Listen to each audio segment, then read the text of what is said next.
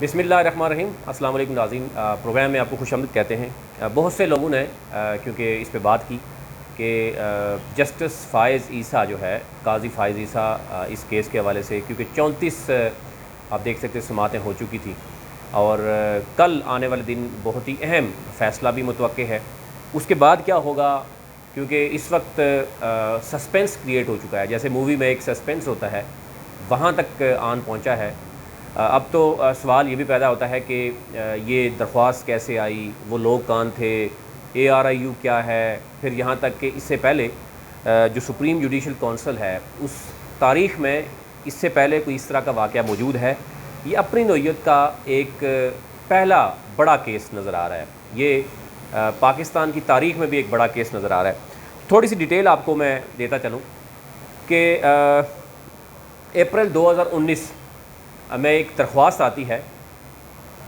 उस दरख्वास्त जिस शख्स ने दरख्वास्त दी वो आपको मैं पूरी डिटेल बताता हूँ कि वो डोगर साहब हैं। ज़ाहिर वो जर्नलिस्ट हैं और उनके बारे में बात की जाती है कि वहीद डोगर दरख्वास्त देते हैं।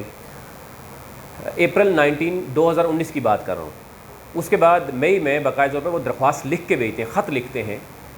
और ये केस कैसे टेकअप होता है, ये आपको पता है कि जब जो इससे पहले चीफ़ जस्टिस थे, जब बहुत से केसेस हम देख रहे थे कि मुख्तलिफ आ रहे थे कि बरतानिया में, अमेरिका में, मुख्तलिफ ममालिक में पाकिस्तानियों की और ख़ुसूसी तौर पर सियासतदान, ब्यूरोक्रेट्स और पब्लिक ऑफिस होल्डर्स जो हैं वो जनाब मुल्क से बाहर पैसा लूट के ले गए। उस वक्त सुप्रीम कोर्ट ने एक, आपने देखा होगा, हदायत जारी की थी कि एक इस तरह की कमेटी बनाई जिसमें FBR भी हो, बाकी इदारे भी हों, ताकि इन्वेस्टिगेट किया जा सके और पैसा मुल्क में वापस लाया जा सके। ये उसकी जो है आप समझेंगे कड़ी के नतीजे में ARU यानी एसेट जो थी, इसकी हवाले से जो बात हुई थी, मैं आपको डिटेल में आगे बताता हूँ। अब 10 रुकनी बेंच है। ये तारीख़ में पहली बार किसी जज के ख़िलाफ़ एक हुकूमत ने जनाब ये रेफरेंस दायर किया। ये सदारती रेफरेंस है, ये आम रेफरेंस नहीं है। क्योंकि मैं देख रहा हूँ कि बहुत सी क्यासारियाँ मौजूद हैं कि जनाब नवाज शरीफ को भी फ़ायदा हो सकता है इससे, तो जरदारी को भी फ़ायदा हो सकता है। जनाब उनका मनी लॉन्ड्रिंग केस था, इनका भी मनी लॉन्ड्रिंग केस है। फिर ये भी कहा जा रहा है कि क्योंकि इनकी प्रॉपर्टी 2012-13 में ख़रीदी गई है और कानून जो है वो 15-16 में बना, तो इससे भी फ़ायदा हो रहा है। फिर ये भी कहा जा रहा है कि जनाब उन्होंने, हुकूमत ने, उसकी बदनीति भी शामिल है और बहुत सी इस तरह की जो बातें हैं वो मैं चाह रहा हूँ कि आपसे ज़्यादा क्लियर की जाए। एक तो ये कि जनाब 10 रुकनी बेंच पहली बार ये केस सुनने जा रहा है। और ये भी मैंने आपको बताया कि पहली बार ये हो रहा है कि एक दरख्वास्त यही है। दरख्वास्त किसके पास जाती है? शहजाद अकबर के पास। उसके बाद वज़ीर कानून यानी वजारत के पास जाती हैं, कानून के पास। उसके बाद काबीना में जाती है। काबीना के बाद देखने के बाद वज़ीर-ए-आज़म सदर के पास भेजता है और सदर उसके बाद अपना एक ओपिनियन जो है उसके बाद सुप्रीम जुडिशल कौंसिल के पास ये मामला जाता है। उसके बाद ये केस बाकायदा तौर पर आप देख सकते हैं, अब तो इस केस को 1 साल से ऊपर हो चुका है। एक तो ये देखने में नज़र आ रहा है कि सुप्रीम कोर्ट के तमाम जजेस जो 10 रुकनी जज हैं, जो समाअत होती है उसमें आप देखें जो लास्ट 2-3 समाअतें हुई हैं उसमें तो ऐसा लग रहा है कि शायद ये केस उनका ज़ाती तौर पर है, क्योंकि जिस तरीके से जवाब देने की कोशिश की जाती है। अभी रिसेंटली जो लास्ट था जिसमें 27 पॉइंट्स पर जवाब देना था, जो वकील हैं इस वक्त फ़रोग नसीम, उन्होंने, लेकिन पहला सवाल, ये पहले सवाल का जवाब देने के बाद ही हम देखते हैं कि मुख्तलिफ़ तरह के सवालात शुरू हो गए और वो उनको कोशिश की गई कि हर तरह से जो है वो टारगेट किया जाए। ये एक सूरत हाल हमें नज़र आ रही है इस पूरे केस में। लेकिन ये केस तारीख़ में एक बहुत ही अहमियत हासिल कर चुका है। ये केस डायरेक्शन सेट करेगा आगे जुडिशरी के साथ कि जुडिशरी का मुस्तकबिल क्या होगा। इवन आप 22 करोड़ पाकिस्तानी का मुस्तकबिल भी इसके साथ जुड़ा हुआ है कि कोई भी शख्स, क्योंकि हम देख रहे हैं कि जो 62-63 की बात की जाती है वो तो सिर्फ किस पे लगाया जाता है कि वो जो मेंबर सूबाई असम्बली, नेशनल असम्बली होता है, यानी पब्लिक ऑफिस होल्डर, यानी जो आवाम के वोट से आता है, उस पर 62-63 लगता है। जजेस पे 62-63 नहीं लगता। ये भी आवाम को इसका पता होना चाहिए और ये फ़ैसला इसका जो होना है वो आवाम भी समझते हैं, हम भी समझते हैं।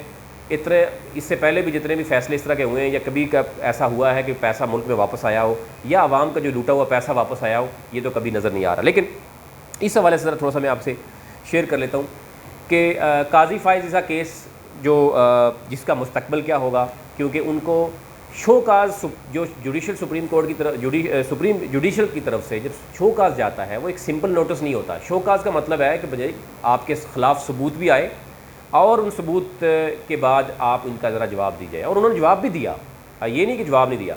अभी पूरे केस में 34 समातें हुई हैं। आपने ये नोट किया है कि 10 के 10 जजेस जो हैं वो असल जो मुद्दा है उस पर नहीं आ रहे। बात हो रही है कि मनी लॉन्ड्रिंग कैसे हुई है। उनकी जो बेगम है, मैं आपको उससे वाले से भी ज़रा बताता चलूँ कि असल क्या वाक़या क्या है जिसके बाद ये मामला हुआ। 10 अप्रैल 2019 को वहीद डोगर की तरफ से एक असासाजात रिकवरी जो यूनिट है उसको शिकायत की जाती है कि काजी फ़ाइज़ ईसा की जायदादें हैं मुल्क से बाहर। उन्होंने बाकायदा तौर पर वो जायदादों की तस्वीर एग्जैक्ट अमाउंट भी बता दी और ये भी बता दिया कि ख़रीदी कब गई थी और इस वक्त उसकी मालियत क्या है। 2,45,000 पाउंड यानी एक जायदाद की कीमत है जो इस वक्त 4 लाख से ज़ायद पाउंड हो चुकी है। दूसरी जायदाद उनकी है 2,70,000 पाउंड की जो कि 4,38,000 पाउंड इस वक्त की जो रियल मार्केट उसकी वैल्यू ये है लंदन में। अच्छा, ये भी पूछा गया कि जनाब ये कैसे लंदन से प्रॉपर्टी आपकी मिल रही हैं और जायदादों की लिस्ट कैसे जनाब फेसबुक तक पहुंच गई या सोशल मीडिया पे पहुंच गई। तो हम ये देख रहे हैं कि 1988 में बरतानिया में स्पेशली कानून है कि आप किसी की भी प्रॉपर्टी पूछ सकते हैं और उसका डाटा ले सकते हैं। वो पाकिस्तान की तरह नहीं है कि पाकिस्तान में अब आप ये देखें कि सहाफ़ी भी यानी एक जो है वो डॉक्यूमेंट्स रिसीव नहीं कर सकता जब तक वो राइट टू इन्फॉर्मेशन एक्ट जो भी अभी पास हुए हैं 19-20 में, आपको सोच दें, उसके अलावा वो भी नहीं कर सकता। तो एनी हाउ ये एक सिचुएशन थी। हम इसमें नहीं जा रहे, हम ये देख रहे हैं कि हो सकता है ये जज के ख़िलाफ़ बदनीति हो हुकूमत की। हम ये नहीं कह रहे कि जनाब क्योंकि और भी बहुत से मामला हैं, बहुत से जजेज़ हैं जो 10 के 10 जजेज़ हैं, उनको भी ये इल्म है कि उनमें से हो सकता है कोई 2-4 साफ़ हों, लेकिन बाकी जो जुडिशरी है हमारा भी जो है वो उनके साथ नज़र आता है, हम भी देखते रहते हैं और वो भी जानते हैं कि कितने इसमें जुडिशरी जो है वो साफ़ है। क्योंकि ये इससे पहले वकील भी रहे हैं और इन्होंने बड़ी बड़ी फ़ीस ली हुई है, फिर यही तो जजेस भी बनते हैं। और फिर आप ये भी देखें बाकी ममालिक की मैं आपको कंपेयर करूँगा, लेकिन पाकिस्तान में ये हो रहा है कि जजेस को जजेस ही लगाते हैं और जजेस ही फारग करते हैं। और हुकूमत यहाँ पर जो कहा जा रहा है फंस गई है, वाकई हुकूमत किसी हद तक फंस चुकी है। क्योंकि फवाद चौधरी जो कि कानून को थोड़ा समझते हैं, उन्होंने पहले इस पर इख्तलाफ ज़ाहिर किया था। असद उमर ने भी कहा था कि आप ये जो करने जा रहे हैं इसमें कोई शक नहीं है कि जजेस ने पैसा मुल्क से बाहर ले गए हैं, लेकिन ये हुकूमत और जजेस आमने सामने आ जाएंगे और वही सूरत हाल अभी हमें नज़र आ रही है। क्योंकि 10 के 10 जजेस जो हैं वो एक जज को बचाने के लिए वो बजाय असल चीज़ की तरफ आने के वो इस तरफ आ रहे हैं कि जनाब वहीद डोगर कौन है, वो ये पूछ रहे हैं ARU कौन है, वो पूछे शहजाद अकबर कौन है। आप ये पूछें कि ये वाकई अगर जज साहब की अहलिया के और बच्चों के नाम पर ये प्रॉपर्टी मौजूद है जो मैंने आपको बताई है जी, तकरीबन 4,38,000 पाउंड की बनती है और दूसरी 4 लाख पाउंड यानी तकरीबन 10 लाख पाउंड की एक जज के नाम पे प्रॉपर्टी निकलती है, उनकी अहलिया के नाम पे प्रॉपर्टी निकलती है। और बच्चे उनके 2011-12 में बड़ी मुश्किल से यानी उनकी तालीम मुकम्मल होती है। और फिर ये पैसा मुल्क से बाहर कैसे गया, ज़ाहिर है ये मनी लॉन्ड्रिंग हुई, पैसा कहाँ से आया ये अलग सवाल है। लेकिन जजेस इस मुद्दे पे आने के लिए वो तैयार नहीं है। वो ये पूछ रहे हैं जनाब कि ये क्या हुआ, हुकूमत की बदनीति हो सकती है, FBR का अगर मामला था, टैक्स का मामला था तो FBR को क्यों नहीं टाइम दिया गया, FBR ने नोटिस क्यों नहीं भेजा, FBR ने पूछा क्यों नहीं जज साहब से कि जनाब आप पहले हमें बताते। और अगर लेकिन ये भी कहा जा रहा है कि FBR की ज़रूरत थी एक जज को वो नोटिस भेजते। एनी हाउ आपके इसी से अंदाज़ा हो जाता है कि आपके यहाँ सिस्टम इंतहाई वीक है, पर्सनैलिटीज़ इतनी स्ट्रॉन्ग है कि जज के ख़िलाफ़ FBR को भी। और पहली बात है जायदाद यहाँ है ही नहीं, मुल्क से बाहर जब जायदाद होगी तो डेफिनेटली इसमें बहुत से सवाल उठेंगे। एनी हाउ कुछ चीज़ें ऐसी हैं कि जब ये सारे शवाहिद पेश किए गए, ये ख़त भी लिखा गया वहीद डोगर की तरफ से। एनी हाउ हम देखते हैं और इसमें जो एक जज हैं मैं आगे चल के बताऊँगा, उन्होंने ये भी कहा कि ये वहीद डोगर कौन है और ये लग रहा है कि इसको गैब की तरफ से जो है वो मदद भी की गई है। तो गैब की मदद का मतलब ये है कि वो इस्टेब्लिशमेंट की तरफ इशारा कर रहे हैं। और इसमें ये भी कहा जा रहा है 2 तरह के यहाँ पर राय रखने वाले लोग मौजूद हैं। एक तरफ वो ये कह रहे हैं कि जनाब ये केस जो है वो अपोजिशन यानी मुस्लिम लीग नून, पीपल्स पार्टी, JUIF और दूसरा है लिबरल जो लोग हैं उनके और वर्सेस जो है तहरीक इंसाफ है और इस्टेब्लिशमेंट है, ये यानी दोनों आमने सामने आ गए हैं। और इस वक्त तो जजेस जो हैं वो स्टैंड ले चुके हैं और ये होगा वो होगा। यहाँ तक भी कहा जा रहा है कि जनाब पता नहीं प्राइम मिनिस्टर और जो है वो सदर के साथ क्या होगा, और ये भी बातें की जा रही हैं कि प्राइम मिनिस्टर और सदर की नीयत क्या थी। अब देखें यहाँ पे दो चीज़ें नज़र आ रही हैं। इसके अलावा भी बहुत से हज़ारों केस हैं, लाखों केस ऐसे हैं जो नैब के पास आ रहे हैं, जो बाकी इदारों के पास जा रहे हैं। वहाँ पर तो नीयत नहीं पूछी जाती, वहाँ पर ये नहीं पूछा जाता कि इस शख्स की क्रेडिबिलिटी क्या है। यहाँ तक भी कानून मौजूद है कि आप खुफिया तौर पर किसी की करप्शन बताते हैं, आपको आपका नाम भी खुफिया रखा जाएगा और इसके अगेंस्ट 20% स्टेट आपको देगी भी, इस बेस पे कि अगर आपने करप्शन किसी की बताई है। तो जब कवानीन और इसमें इतना तजाद नज़र आ रहा हो और एक शख्स को बचाने के लिए सारी चीज़ें जो है वो देखी जा रही हैं। 34 समात हुई हैं, 1 साल से ज़ायद हो गया है, अरबों रुपए लग चुके हैं इस केस पे, आपको ये अगर बात करें तो। क्योंकि आप देखें जिस तरह ट्रैवलिंग होती है, जो लोग आते हैं, कवर करते हैं, बहुत कुछ होता है, लेकिन इसमें से आज भी मैं आपको बता दूं निकलना कुछ भी नहीं है, सिवाय इसके कि हुकूमत और अदलिया जो है वो आमने सामने नज़र आ रही हैं और इदारों पे जो है वो उछाला जाएगा। जज से कुछ नहीं निकलेगा, ये हमारी इससे पहले भी तजर्बा हो चुका है। इससे पहले एनी हाउ उनकी अहलिया और बच्चों के नाम पर ये प्रॉपर्टी है। आलिया उनकी दोहरी नेशनली रखती है और जजेस जब एक कवानीन है, दोहरी नेशनल है, कोई इशू नहीं। लेकिन पैसा कहाँ से गया, असल चीज़ ये है जिसको जवाब देने के बजाय, यानी आप मुझसे पूछें कि ये शर्ट कहाँ से आई, तो मैं ये पूछूं कि आप हैं कौन सवाल करने वाले। पहले आप अपनी क्रेडिबिलिटी बताएं, आप आए कहाँ से, आपकी तालीम क्या है, आपका ये क्या है। ये सूरत हाल यहाँ पर शुरू हो रही है कि जनाब हम ये कह रहे हैं कि जनाब वो प्लांटेड है, क्वेश्चन भी उसकी दरख्वास्त ही प्लांटेड है, किसी इदारे ने कर दिया। जो आपके गायब के इल्म की बात कर रहे हैं या गायब के इदारे हैं उन्होंने नहीं किया। लेकिन आप मनी लॉन्ड्रिंग का जवाब देने के बजाय, इवन अगर प्राइम मिनिस्टर भी बता सकता है, अगर इमरान खान से पूछा जाए कि जनाब आपका ये बनी गाला का पैसा कहाँ से आया, तो वो उसकी जो साबका वाइफ हैं वो एक मनी लॉन्ड्रिंग उस वक्त की मनी ट्रेल जो है वो दे सकती हैं, तो आपसे भी पूछा जा सकता है। तो बहुत सी चीज़ें हैं, लेकिन इसमें जो रिमार्क्स आए हैं बड़े अजीबोगरीब रिमार्क्स आए हैं जजेस की तरफ से।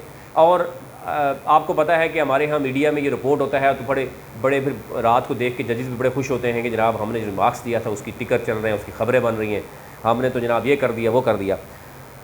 जस्टिस मुनीर ने कहा कि लंदन प्रॉपर्टीज़ का सुराग किसने लगाया और इंटरनेट पर शाया किसने किया। अब ये सवाल पूछने वाला है, बल्कि ये नहीं कह सकते थे वो, ये जजेस हैं, वो कह सकते थे कि ये बड़ी अच्छी बात है कि जनाब अगर एक जज का है आप और भी जजेस के लिए आए, हम कार्रवाई करेंगे, आप सारे पब्लिक के लिए आए वो कार्रवाई करेंगे। एनी हाउ जस्टिस मंजूर अली खान शाह ने कहा कि शिकायत पर कार्रवाई किसके हुक्म पर हुई।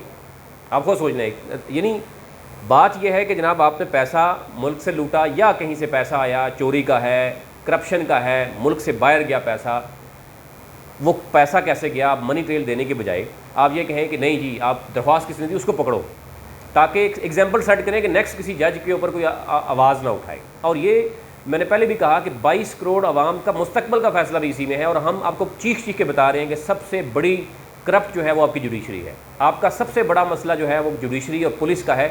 अगर ये दो महकमे ठीक हो जाएँ, महकमा माल भी ठीक हो जाए, तो इस मुल्क में जो 90% केसेस हैं वो ख़त्म हो सकते हैं। लेकिन होता क्या है, आप जजेस भी इस तरह, यानी अपना फ़ैसला करने के लिए जज के ख़िलाफ़ भी 1 साल से ज़्यादा हो गया, तो आप खुद सोच सकते हैं कि आम शहरी को इंसाफ कैसे मिलेगा। वज़ीर-ए-आज़म इमरान खान से भी पूछा गया था, उन्होंने मनी ट्रेल दे दी थी, यानी वो ये कहा गया। अब 2-3 चीज़ें आती हैं। जैसा कि पहले मैंने आपको बताया कि दरख्वास्त आई है शहजाद अकबर के पास, उसके बाद वज़ारत कानून के पास जाती है, उसके बाद काबीना के पास जाती है, और वज़ीर-ए-आज़म इसको देखने के बाद सदर को भेजते हैं, और सदर सिफारिश यानी सदर इसको देखने के बाद एक ओपिनियन के तौर पर वो आगे फिर सुप्रीम जुडिशल को भेज देते हैं। सुप्रीम जुडिशल इसको देखने के बाद, सबूत को देखने के बाद उनको शो काज नोटिस भेजती है। शो काज नोटिस ऐसे नहीं होता। उसके बाद से मामला जो है वह चल पड़ा है।